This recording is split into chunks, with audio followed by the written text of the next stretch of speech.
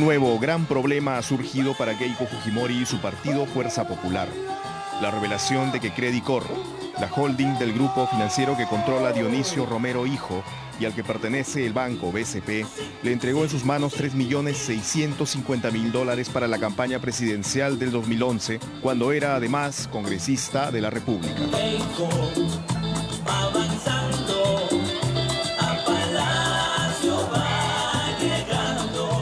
Esto que desdice la tesis de defensa de Keiko Fujimori, de que nunca tuvo que ver con los fondos de campaña, podría definir la balanza en enero próximo cuando el fiscal José Domingo Pérez decida lo que al parecer será una acusación contra la lideresa fujimorista.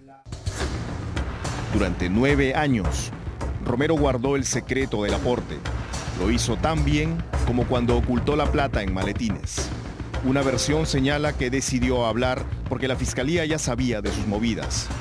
La otra indica que cuando fue citado a declarar por los aportes de la CONFIEP, Romero le pidió asistencia legal al expresidente de Transparencia Internacional, José Ugaz, y que como punto aparte le contó la historia del aporte a la hija de Alberto Fujimori.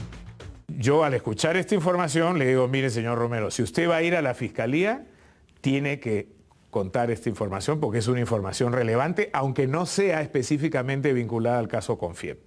Y él me dice, pero yo he pedido consejo y me han dicho que como no es del caso CONFIEP, no tengo por qué contar esto. Consejo seguramente a sus abogados, bueno, a los abogados de la empresa. En casos como este, normalmente se consultan varias opiniones, ¿no?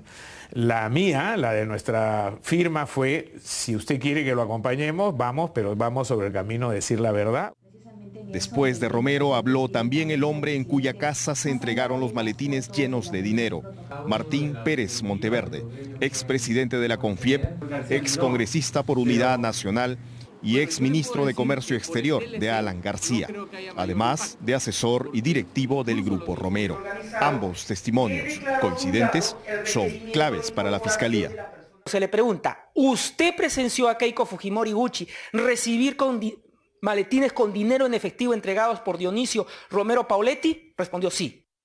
Pero una cosa es la importancia de las confesiones de Romero para la Fiscalía y otra que sus propios dichos lo enfrentan ahora con un serio problema que no es solo de reputación.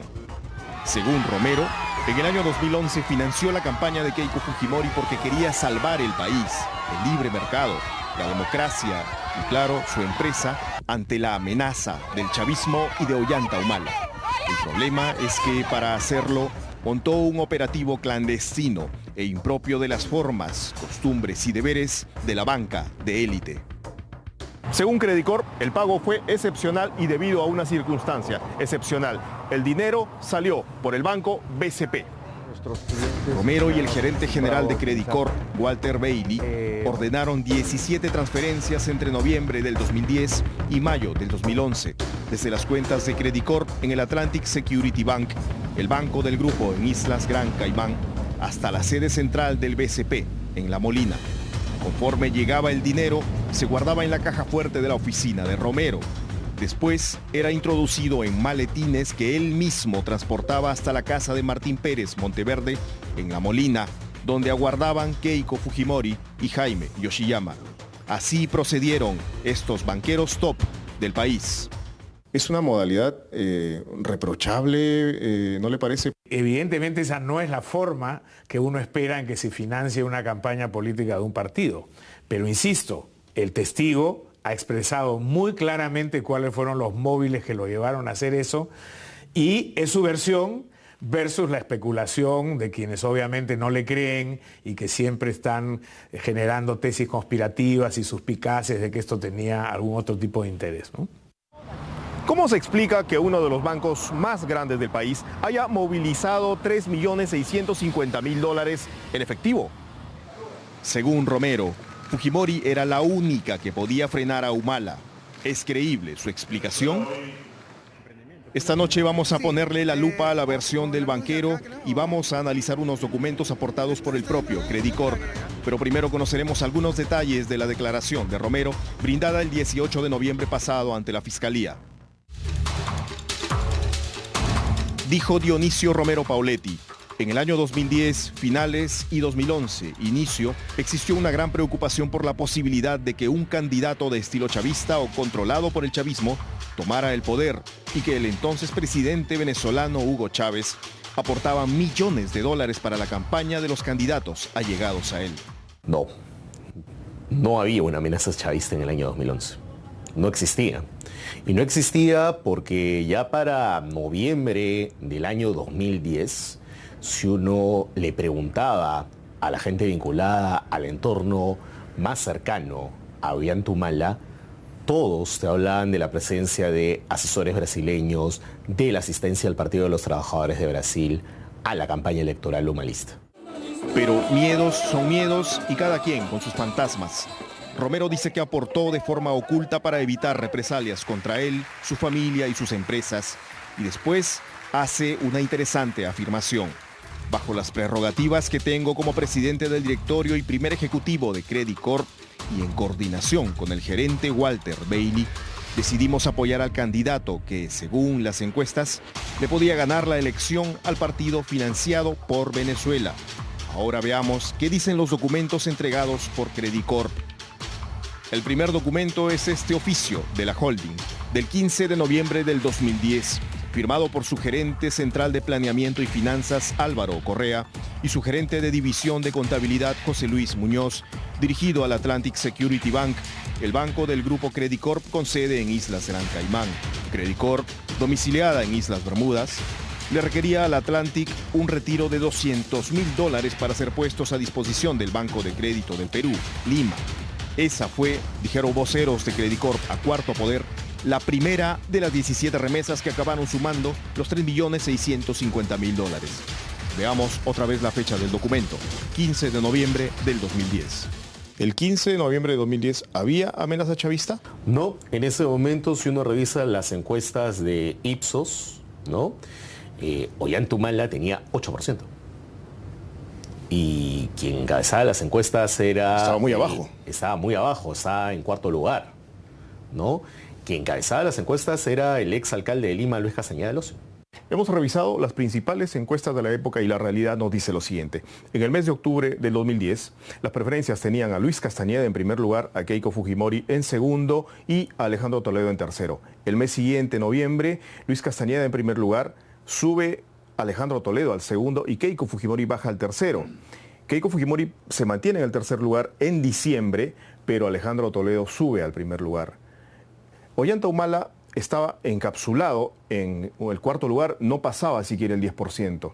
Ollanta Humala se empieza a disparar recién en marzo del año 2011. O sea, tenemos octubre, noviembre, diciembre, enero, febrero, marzo, a Ollanta Humala en el cuarto lugar. En todo ese tiempo, los tres primeros candidatos en las preferencias eran personas que no eran en absoluto antisistema, antimodelo económico.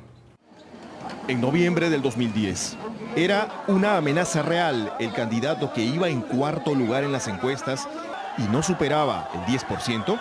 Credit Corp y sus voceros han dicho que la mejor prueba de que el miedo de Romero era fundado fue la caída en la bolsa de valores de las acciones de la holding.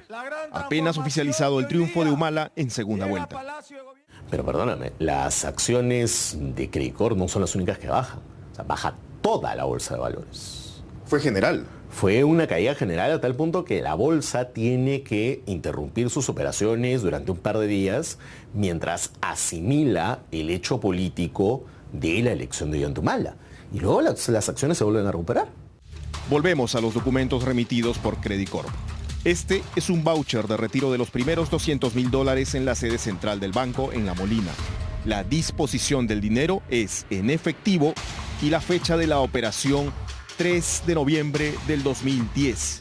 Pero si hubo un retiro el 3 de noviembre del 2010 y un oficio de requerimiento de dinero al Atlantic Security Bank el 15 de noviembre del 2010, ¿significa que el oficio estaba regularizando un retiro ya realizado? Hicimos esa pregunta a Credit Corp. Al cierre de esta edición, la respuesta estaba pendiente.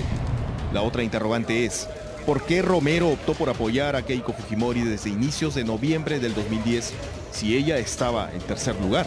¿Por qué no empezó a apostar más bien por Castañeda o Toledo, que estaban punteros? ¿Es que acaso también apoyó a Castañeda y a Toledo?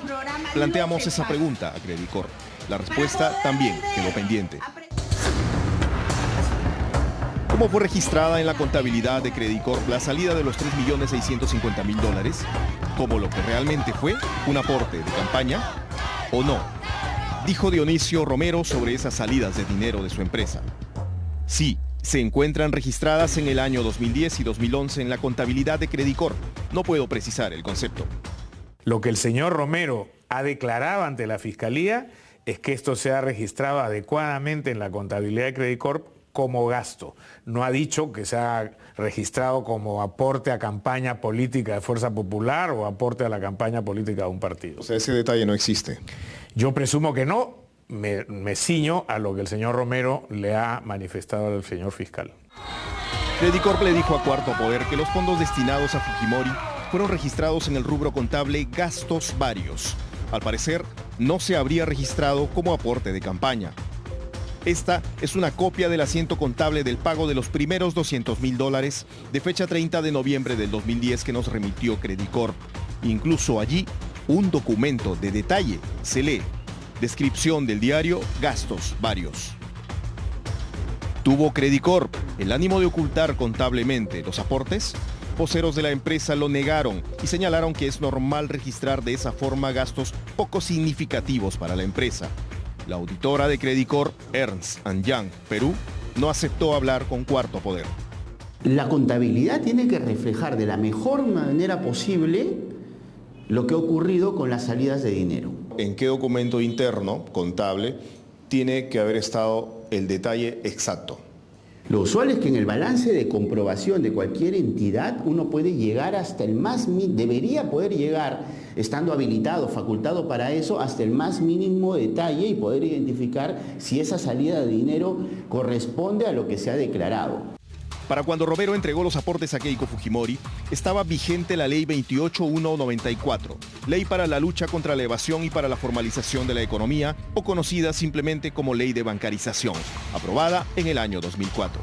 A su vez, el texto único ordenado de dicha ley fue aprobado en septiembre del 2007, cuando Keiko Fujimori era congresista de la República.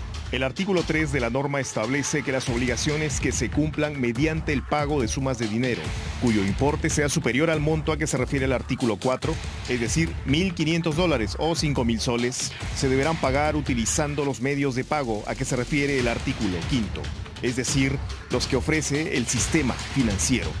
Fujimori y Romero se olvidaron de esta ley y no bancarizaron. Lo que se busca es que cualquiera que cumpla obligaciones con terceros bancarice.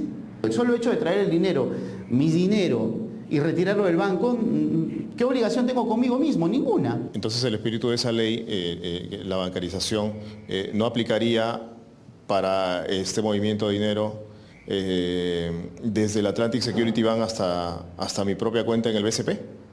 No, porque no es una obligación con un tercero. Estoy bancarizando porque es la única manera de hacerlo posible. O sea, estoy bancarizando sí, pero no estoy cumpliendo con la ley porque es mi propio dinero. Los $3.650.000 son hasta ahora el mayor monto conocido en la campaña de Keiko Fujimori, pero no el único. A ello se suma el $1.200.000 entregado por Odebrecht, los $800.000 del fallecido Juan Rasmus Echecopar, los $266.000 de José Klimper, $240.000 de Capeco y $200.000 del Grupo Gloria. Hay $2 millones canalizados por la Confiep, aunque este gremio ha señalado que fue para costear spots a favor del libre mercado, no de Keiko Fujimori. En plena elección polarizada entre Keiko y Humala, el mensaje era obvio. O vamos hacia atrás. Como sea, fue una campaña a manos llenas y con fondos recibidos en efectivo, no bancarizados, como en una economía informal.